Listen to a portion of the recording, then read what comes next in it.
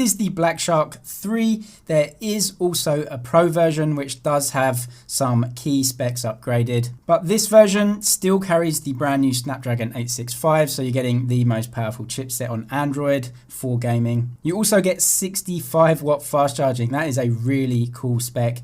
This thing is going to charge the battery so fast. And it's a big battery too, 4,720 milliamp hours. The Pro version has a slightly bigger battery. There is also a connector in the triangle shape at the bottom on the back there, as you can just see. That is for magnetic charging. You can use this with some extra accessories that you can hold the phone in, which will mean you don't have any wires sticking out of the phone getting in the way of the gaming experience. This really cool design has been carried over from the previous versions. It is quite a thick phone. It's not actually too heavy considering what this phone is actually for. All the good stuff inside, like Wi-Fi 6, yes, you get 5G if you actually have that in your area, UFS 3.0 storage and LPDDR5 RAM. So yeah, all the top specs in this. And I would say that the haptics in this phone feel a lot like the new haptics that we've got in the Xiaomi Mi 10 and Mi 10 Pro. And that's not a bad thing. They're very clicky and a good addition all round. On the left-hand side, you just have the volume rocker, which is a pretty small button.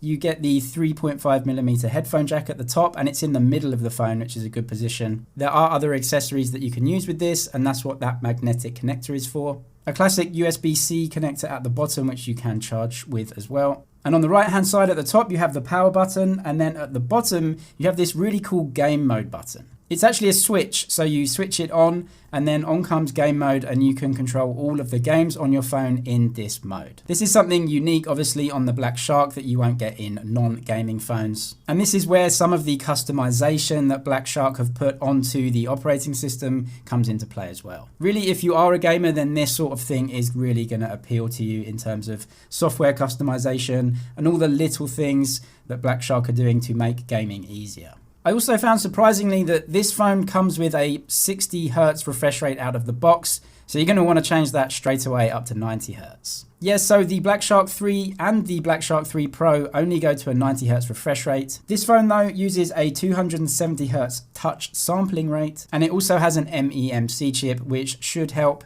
making things smoother when you're watching videos. You also get this really cool lighting effect on the back that you can change, and it will give you alerts like this as well. This is another really cool feature that you don't get on most phones. The phone definitely isn't heavy, but it is fairly big, although manageable.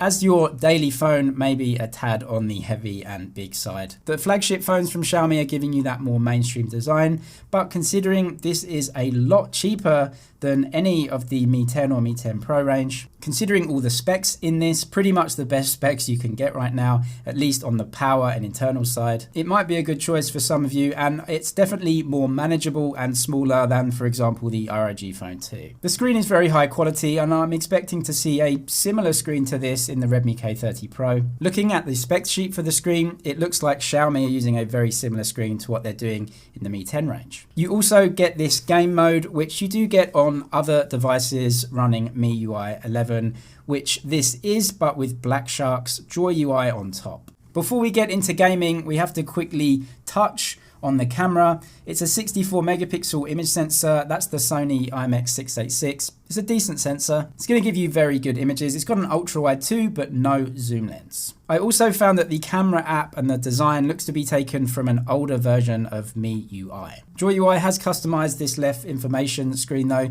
You get lots of gaming centric information, which is obviously a good thing. If you are buying this phone, you're going to want that.